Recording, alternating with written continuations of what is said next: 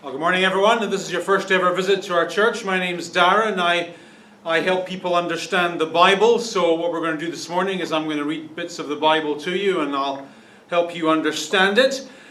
So over the last few weeks, we've been having a fresh look at some of the opening words of the Christmas story. Indeed, some of the opening words of the New Testament. And what we've been learning is that these words were originally written to a group of Jewish Christians by a man who would later become known as Saint Matthew. And what I've been drawing your attention to is that Saint Matthew begins his Christmas story with an extremely unsaintly list of Jesus' ancestors, which in its historical context is extremely unusual. You'll perhaps remember that last week I taught you that in the ancient world, a family tree was the equivalent of a resume. It was one of the ways that you introduced yourself to other people. And in that regard, like a resume, it was always edited in such a way that exaggerated the good, indeed fabricated the good, and omitted the bad. Indeed, some family trees, much like some resumes today, were just complete works of fiction. For example, the family tree of Alexander the Great is, when you read through it, it's obviously factual nonsense. So when you read Alexander's family tree from the ancient world, it says Alexander, the son of Philip of Macedon.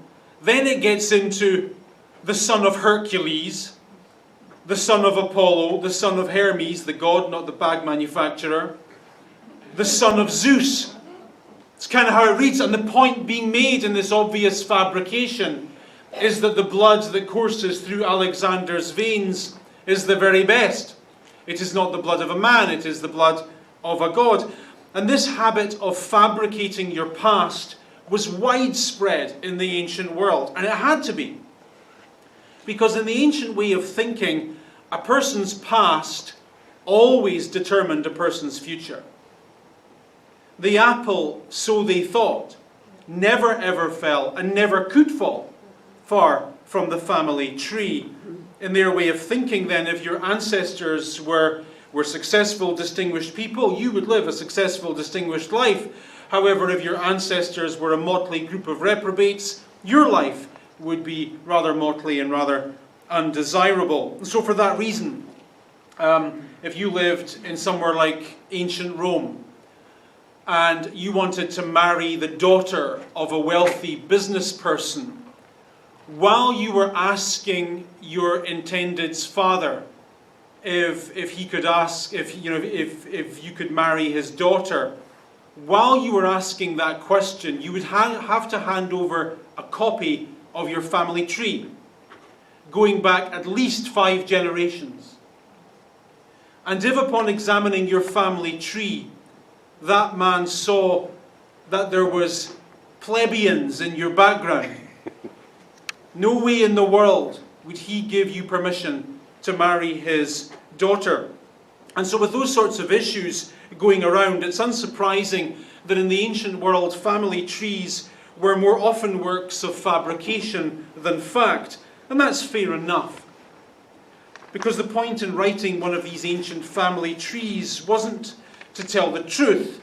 It was to communicate the right sort of message about yourself. So when Saint Matthew writes down the family tree of his hero Jesus as his way of introducing Jesus to his audience, the expectation is that he will edit and or fabricate his information, crafting it in such a way so as to present Jesus in as positive and as wholesome and as seemly a light as is humanly possible. And because that is the expectation, the thing that strikes historians as being completely unusual about Matthew's family tree is that he doesn't even bother. Not only does he not bother to make up good stuff, He doesn't even bother to omit the bad stuff. His family tree reads less like a work of well-polished mythology and more like an episode of 60 Minutes. You know the kind of TV show where they expose things that you didn't know and they make you go, ooh, that's nasty? That's how the New Testament begins. For example, and here's our business this morning, sentence number 6 of the Christmas story. Sentence number 6 of the New Testament mentions two men. Two men who, for all their misgivings, were nevertheless heroes of the Jewish religion, David and his son Solomon.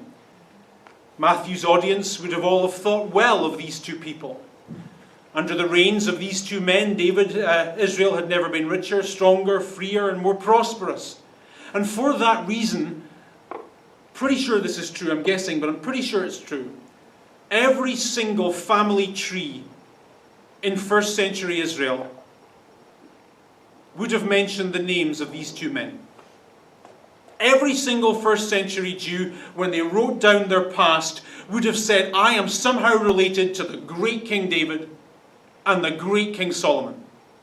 In this regard, Matthew is completely unremarkable in mentioning these two men in Jesus' family tree. But notice the rather awkward way Matthew mentions it. Look at what he says, carefully. He says, David was the father of Solomon. That's the information you expect. The father of, the father of, the father of, the father of. But David was the father of Solomon, whose mother had been Uriah's wife. That's a clumsy way of phrasing that, isn't it? Put differently, David was the father of Solomon, whose mother had been someone else's wife. Or, David was the father of Solomon, whose mother was originally married to somebody else.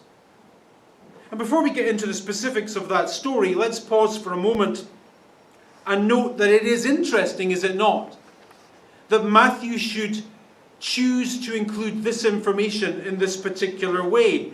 He should choose to mention something that would normally be unmentionable. What he's basically saying here is someone in Jesus' past had an affair, and that's all tied up in where Jesus came from.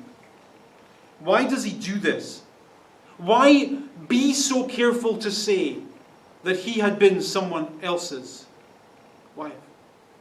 While we're thinking about that, let's get our first sentence up on the screen and we'll get to work. So, this is the story that Matthew's thinking of as he writes sentence number 6 of our Christian New Testament. In the spring, at the time when the kings go to war. So in the ancient world, war was a bit like the business of sport insofar as it was seasonal. Just like we have a hockey season and there's nothing on TV season. So in the ancient world, they had a fighting season and a non-fighting season. So in this story, it's fighting time. In this story, it's the spring, we're told, and we're told that it's the time when the kings normally go off to war. However, you'll notice that the writer's careful to tell us that this particular king does not go to war. Instead, he stays at home in Jerusalem. Why? Why, instead of being the somewhere he's meant to be, is he somewhere else? Next sentence. One evening, David got up from his bed and walked around on the roof of his palace. Notice carefully what the text is telling us. He got out of his bed. I'm sorry, what did you say? In the evening? Who gets out of bed in the evening? I ask the question because in this sentence, David sounds a bit like one of those shiftless teenagers who stays up all night playing computer games and then the next day drags his non-communicative backside out of bed after lunch, gets himself a bowl of Cheerios, plops down on the sofa and watches Napoleon Dynamite for the 14th time.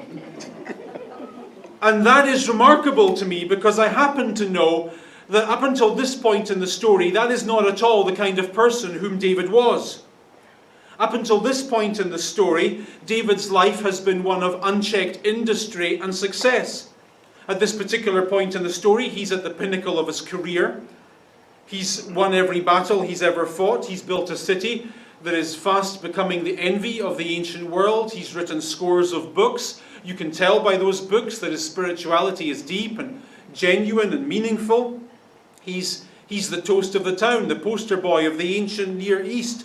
And yet, curiously, at a time when he's supposed to be doing something, he's doing nothing. At a time when he's supposed to be fighting, he's at home, getting out of bed in the late afternoon, moping around. Why? What's going on in his personal life? Maybe, this is a guess, but hardly an unrealistic one. Maybe he's just bored of successfully doing the thing he's been successfully doing for so many years. That can happen, right? You can relate to that, can you not? Remember when you used to close deals and it used to excite you 15 years ago? Now, not so much. The thrill has gone. Remember how you used to get a big kick of making sure the house was clean and the food was good and things were baked? Remember how you used to love that? Now, it annoys you. Remember how your profession used to go to work in the morning with enthusiasm and optimism and you used to be excited about going there and making a difference? Fast forward 20 years, you're disillusioned. You're one of those people you swore you'd never be. Maybe this is just a middle-aged thing. I don't know about this yet. Maybe you can tell me more. Maybe what's going on here is that thing that happens to all of us, right? Maybe the optimism and the excitement of youth has been replaced by the knowledge that the demise and the indignities of old age are just around the corner, and that plays with a man's mind. Maybe he's just good old-fashioned depressed. Maybe we could just leave it at that. Maybe he's just depressed. It does sound a little bit like he's depressed, doesn't it? I don't want to go to work today. I'll just stay at home in my pajamas and eat Cheerios. That's got depression written all over it for me. One of the morals of this story, I think, is that boredom is bad for you. Let me just step away from the script for a moment. It's always bad when I do that. But you know what I think? Sometimes we live in a culture now where everyone wants to talk about their feelings all the time. Yeah, everyone wants to talk about their feelings. But you know what I really think? Thank you for asking. I think if you get up in the morning and you don't feel like it, tough. Tough. Get up and get on with it. And if it's really hard, get up and get on with it. And I know stuff happens, and I know things are hard, and I know sometimes we need help, and we need to talk to people, and I get that. I really do get that. But I think we've lost something as a culture. Remember the stories you used to hear about Uncle Bob on the farm? Uncle Bob would get up, and it'd be like a Tuesday in February, and it'd be raining and snowing in the same day. And he just didn't feel like it. You wake up in the morning, I sure do feel like a turd today. Horrible. Oh well, better shovel more hay. Better get on with it. Better get on with it. Nothing wrong with just getting on with it. Fair enough? Okay, that's my rant over. Anyway. So David, whom I am assuming for the purposes of this story is at the very least bored.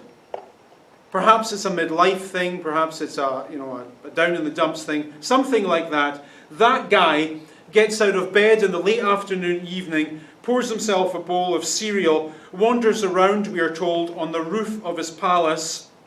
So picture the scene, perhaps something like this. David I've been picturing it all week. He's got one of those rooftop terraces, the highest rooftop terrace in town, and he's just chilling out.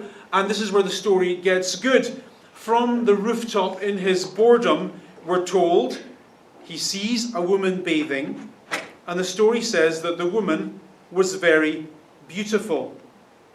Quite normal in the ancient Near East to have a bath on the roof of your house.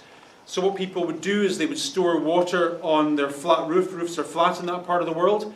The water would be warmed all day in the heat of the Mediterranean sun, and then in the evening, when you were hot, sticky and dusty, you would cool off and cleanse yourself on your roof. Very, very normal. So poor David, right? He's bored. Doesn't have a TV. It's going to be 3,000 years till season 10 of Game of Thrones comes out. There's nothing going on. But what he does have is pretty awesome. He's got the highest roof terrace in town. And so he says to himself, at the time of day when people have baths on their roofs, he says to himself, I think I'll grab myself a bowl of cereal and go and see if any of my neighbours are taking a bath. Not even making this up. So he sees this attractive woman, and in a singular moment, the boredom from which he has been suffering is relieved by a rush of adrenaline. He loses interest in his Cheerios, and without further ado, we're told that David, the great hero of the Bible story, the David of whom the Bible speaks so highly, the David whose writings many of us read every morning before we leave the house, that David, and then notice the snappy succession of verbs. He sent messengers to her, she came to him, he slept with her, she went back home. Packed full of verbs, packed full. Sent messages, she came to him, slept, went back home. That's it. And the reason those verbs are packed so tightly into that sentence is because the writer wants us to understand that this was meant to be a rather quick thing, and that was it. I called, she came around, we slept, she went home. End of story. What do you want? That was the plan. At least it was for him. In between the quick succession of verbs, however, notice the narrator is careful to tell us that she had purified herself from her uncleanness. There are many points in the Bible where it's patently obvious that the writers of the Bible were men. This is one of those points. So, when this sentence talks about uncleanness, it's talking about that thing that women go through once a month that men don't like to talk about. You know that thing?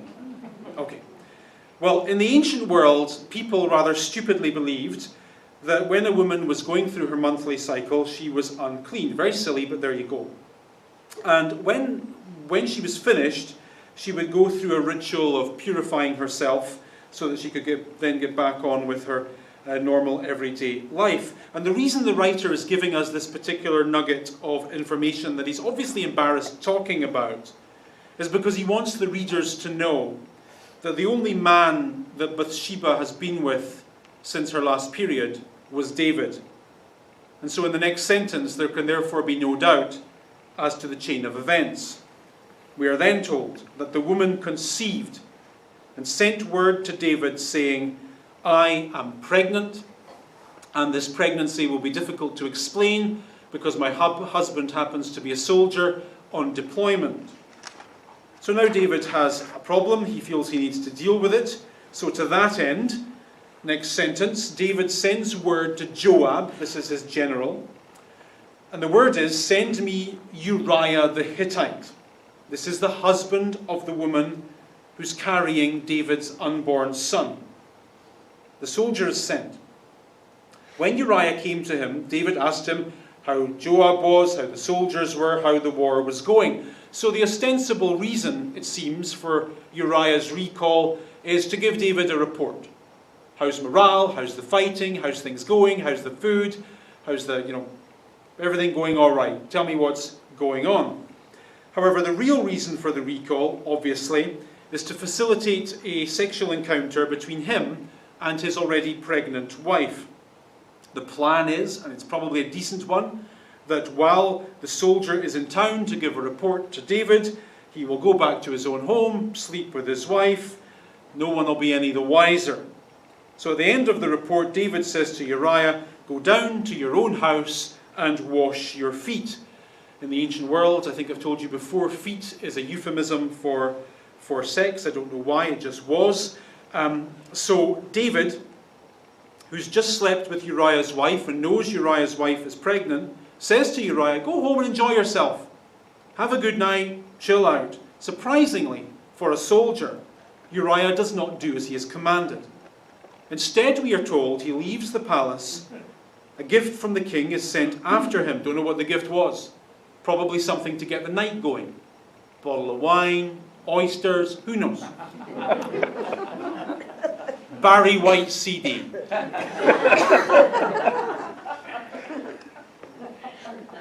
More surprise. Uriah slept at the entrance to the palace with all the other servants and did not go down to his own house. Next morning, David is told, Uriah did not go home. He's naturally confused and says, haven't you just come from a military campaign? Why didn't you go home? Like, seriously, dude, this is the early Iron Age. Jerusalem's not even that big a city. I happen to know that your house is just a couple of minutes round the corner, and I know that because the other day I was... Oh, no, I can't tell you that. Then to explain his unusual behaviour, Uriah says, Sir, the ark and Israel and Judah are all staying in tents, and my commander Joab and all my lord's men are camped in the open country. How can I go to my house and eat and drink and be with my wife? As surely as you live, I will not do such a thing. In other words, sir, with all due respect, I am on active duty right now, and all of my peers are sleeping under canvas tents tonight. They're all laying their head under a starry sky on the field of battle, and while they're chin-strapping it over there, I cannot enjoy the comforts of home here. I just can't do it in good conscience. David, with a growing baby on his mind, says, stay here one more day, and tomorrow I'll send you back. So Uriah remained in the city, in the barracks, at the edge of the palace, just around the corner from his own house. At David's invitation, he ate and drank with him, and David made him drunk. I mean, that'll do it, surely. But no, in the evening, Uriah went out to sleep on his mat among his master's servants. He did not go home. The sarcastic point being made here by the writer of the Bible that a drunk Uriah is still more moral than a sober David. Ouch. Someone at their worst is still better than you at your best, even though you wrote bits of the Bible. So plan A is not working, folks. Plan B. In the morning, David wrote a letter to Joab and sent it with Uriah. In it he wrote, put Uriah out in front where the fighting is fiercest. Withdraw from him so he will be struck down and die. Uriah is asked to carry orders for his own death. Joab, the general, amends his order slightly and instead does this. Next sentence. While Joab had the city under siege, he put Uriah at a place where he knew the strongest defenders were. When the men of the city came out and fought against Joab, some of the men in David's army fell. Moreover, Uriah the Hittite died. You understand what happened there, right? He didn't just kill one man. He sent an entire platoon on a suicide mission so that 14 men would be killed just to cover up the fact that one man was meant to be killed. Nice. Now here's what I don't understand, yeah? I've been reading this story for 20 odd years and I don't understand this. David is the king. David is the warrior king. David does what he likes, when he likes, to whom he likes, how he likes. That's how kingship works in the ancient world. You've seen Game of Thrones. You get the idea, yeah? David in the ancient world doesn't have to cover up anything.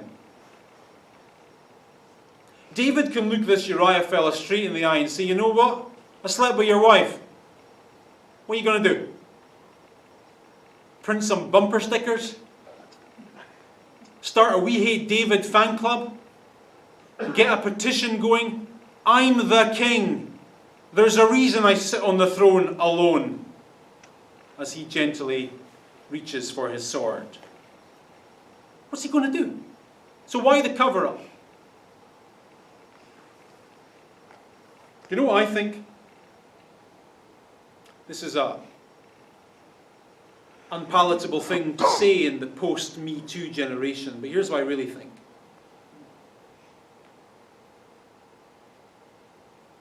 I think she was in on it.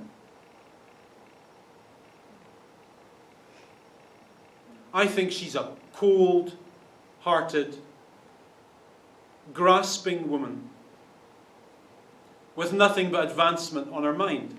That's what I really think.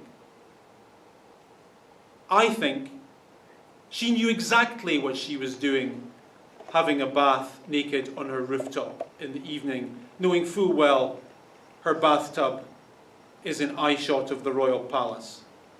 That's what I think. I think she knew exactly what she was doing in responding to David's invitation. My guess is she wanted to get pregnant. She wanted to entrap David. My guess is she wanted to have her husband killed. My guess is she's a social climbing, gold-digging airhead with no real redeeming characteristics, save allure. Think I'm wrong? Next sentence. Next sentence. When Uriah's wife heard that her husband was dead, she mourned for him, and I bet she was good. After the time of mourning was over, historical information, you want to know how long the time of mourning was in the Old Testament era? 7 days.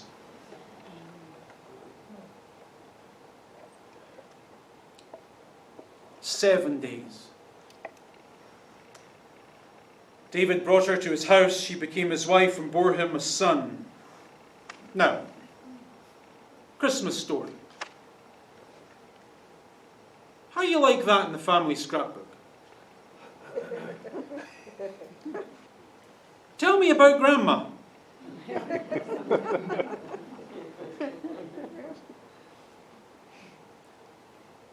If that was where I was from,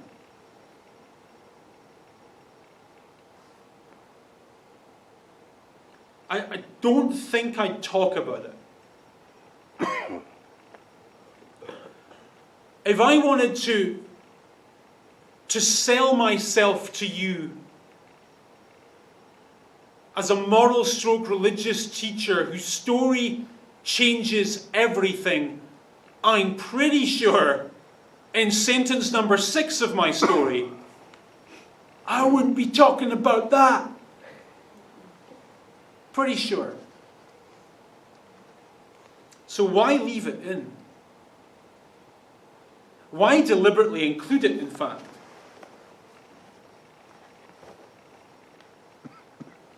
It's almost as if Matthew is trolling the depths of Jewish history to find bits that are unseemly and embarrassing and shameful, and looking for ways to include those into his story. It's almost like he's doing the opposite of what every other storyteller in the ancient world does.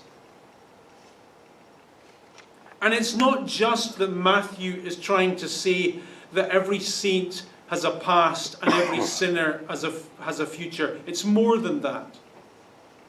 He's saying at the very outset of the story that the Jesus who at the end will die for the sins of us all comes from this place. Sin for him wasn't just a theoretical thing. Mess for him wasn't a theoretical thing. Brokenness and shame and embarrassment and awkwardness and family difficulties, none of that were detached from the life he really lived. Jesus knew mess and shame and embarrassment and awkwardness and the stories of life. He knew them all. They were part of his own story. The story, remember, that saves us all is grounded in the real lives of real people who lived in this messy world. And you know what? In the real world, stuff happens. Stuff that, with the passage of time, we don't want to talk about. In the real world, good people get sick. In the real world, plan A hardly ever works. In the real world, none of us are the men we once hoped we'd be. None of us are as good or as kind or as faithful or as chaste or as sober or as charitable as we would wish to be.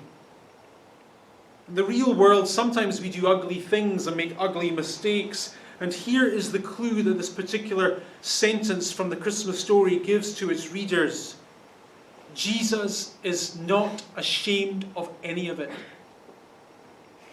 He is not ashamed to be with the broken and the damaged and the sinful. He even puts them in his own family tree. And I think that for those of us who live a life somewhere between a life badly lived and a life sadly endured, it is good to know that Jesus is a friend of sinners and a friend of the broken, and that he welcomes them and dies for them and knows their story, that they might be forgiven. God bless you. Thank you for coming. See you tonight, I